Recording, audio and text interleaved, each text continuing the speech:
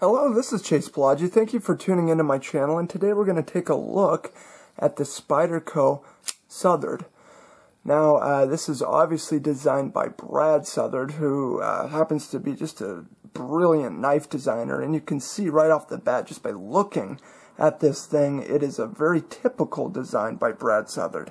Actually, it reminds me an awful lot of his AWT flipper. You're going to see a lot of similarities here, minus maybe the spider hole. As you can see, he departed very, very heavily from the traditional lines of Spyderco, which would be, this would be a little more representative of classic lines. And what I mean by that is, you know, traditionally Spyderco kind of goes with that classic leaf-shaped blade, the full flat grind, although some of them are saber. If you notice, the edges on these are a little more rigid, you know, just that sort of stuff there. If we look on this, it bears none of that stuff. Instead of the full flat grind, we have a hollow grind here, which is a deep hollow grind, which I really like. And it's actually just something new and unique, and like I was saying, I kind of dig that.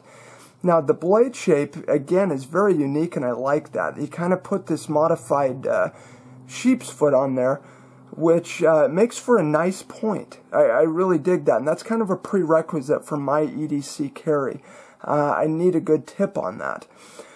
So this hollow ground knife is going to be good for an EDC knife. It traditionally works really well while like carving wood. Works real well for that. If you skin, or you can skin with it.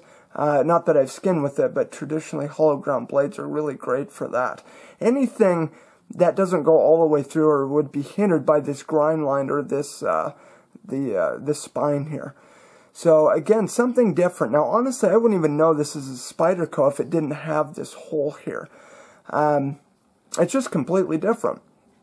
But like I said, the regular Spydercos, they kind of have those rigid lines. Now look how he did this. He softened all the edges up on here, which is just beautiful. It makes for a beautiful finished knife. Now, I was reading on the forums, and I don't know how much truth there is to this, but he was saying, well, I was reading that Brad Southard was said to say that he looks at this as one of his custom knives. Now, obviously, this is a production knife, but I could see how the quality on this thing would run tantamount with some of the custom options out there. It's a beautiful knife, and fit and finish is absolutely stellar. I mean, just top-notch in really every sense of the word. I mean, everything from the way it centers to its lockup to everything. Although if we look at mine, from what I understand, most Spydercos, they kind of lock up right about 50%. You can see mine locks up a bit late, maybe 60%, maybe even a little beyond that, which isn't overly concerning to me. However, some say it's indicative of the life left in your locking system. But as I was saying, the lockup on this thing is absolutely flawless. I mean, it is just very, very sturdy and stable.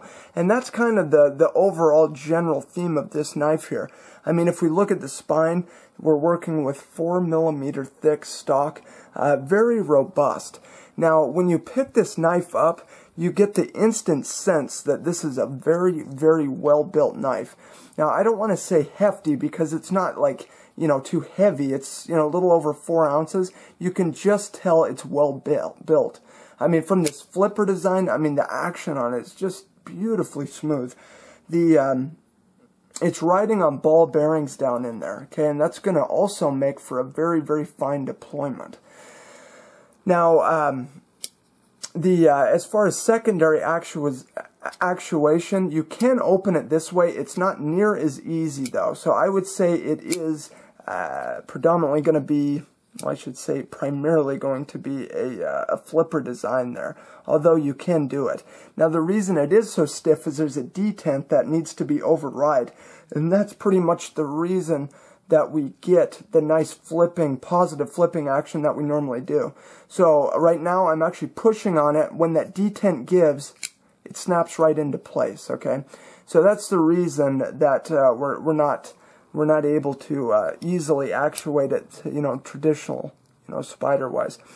Let's talk about the steel a little bit. This is a steel by Carpenter, which is an older company. They've been around for about 125 years, but they're working with this powder metal technology, okay? And what that means and why that's so important is this powder metal, if we were to look at this under a microscope, we would see that it would look uniform all the way across the blade. It would look like sand all the way across the blade.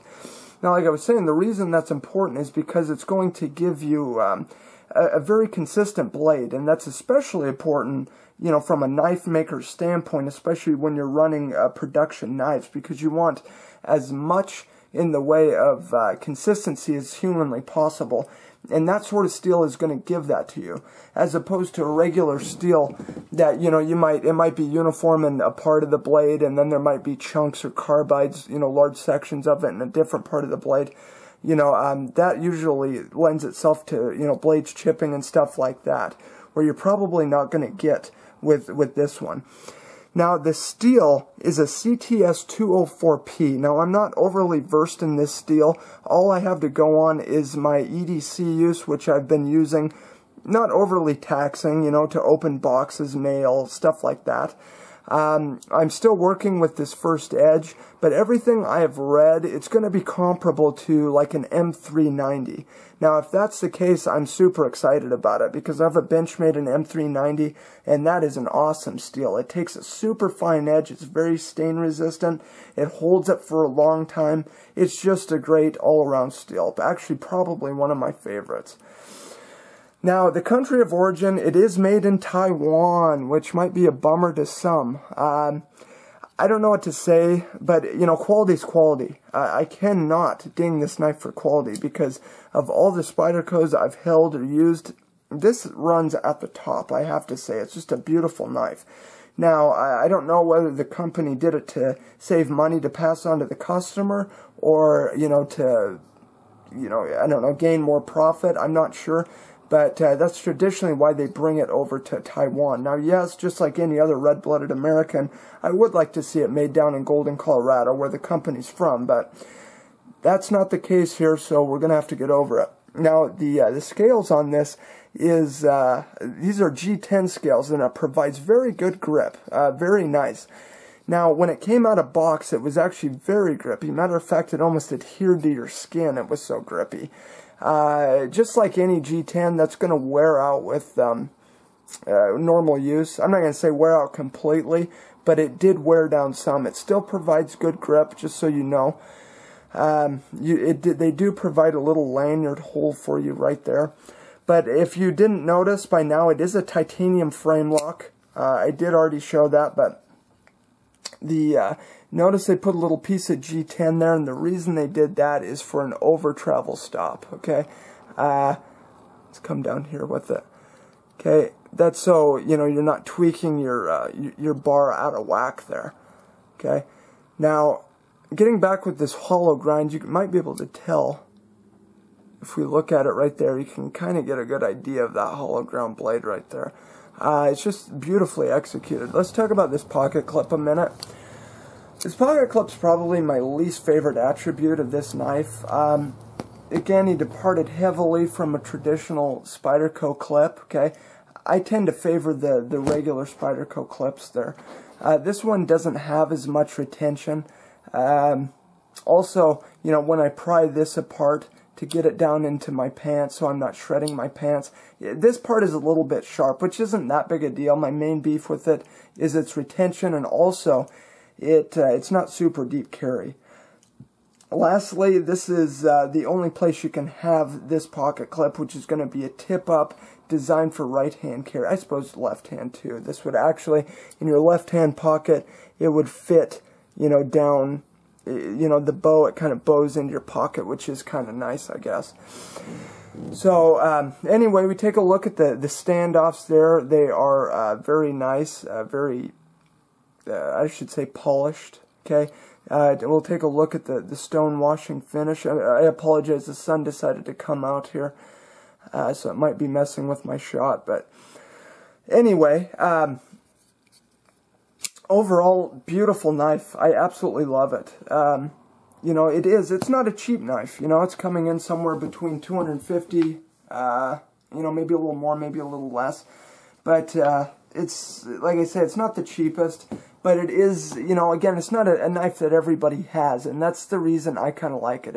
It's just different. I love, again, the blade shape. You know, they give you a lot of belly, a great functional tip, the hollow grind, the Spidey hole. You know, just overall a beautiful knife. I don't want to repeat myself too much, but I just can't overemphasize how excited I am about this knife.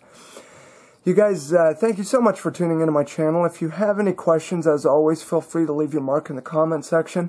If you guys enjoyed this video, please feel free to share, favorite, like, subscribe. Anyway, until next time, this is Palagi, signing off.